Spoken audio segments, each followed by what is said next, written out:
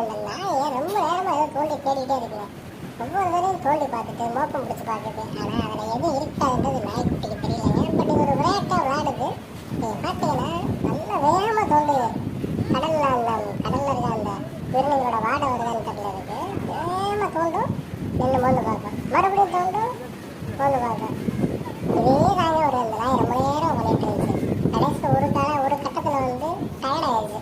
இப்போ போங்க, இதில் ஒன்றும் கிடைக்காதுடா அப்படின்னு நரி கதை சொன்ன மாதிரி இந்த பழம் புளிக்கு உண்டாங்க தூக்கி போட்டு போல நரி போயிடுச்சுங்க. ஆனால் ரொம்ப நேரம் அதை தோண்டி விளாண்டுட்டு இருந்துச்சுங்க. ஒவ்வொரு தடையும் பார்த்தீங்கன்னா ரொம்ப ஆக்டிவாக ஏதோ கையில் கிடச்ச மாதிரியே தோண்டி மோந்து போகும். திருப்பி தோண்ட ஆரம்பிக்கும். திருப்பி மறுபடியும் மோந்து போகும், காணாம போச்சுன்னு திருப்பி மேலே இருக்க மண்ணை தோண்டு போகும். இதே மாதிரியே ரொம்ப நேரமாக நடந்துகிட்டு இருந்துச்சு. ரொம்ப க்யூட்டாக அந்த நாய் வந்து இந்த விளையாட்டை விளாண்டுகிட்டு இருந்துச்சு.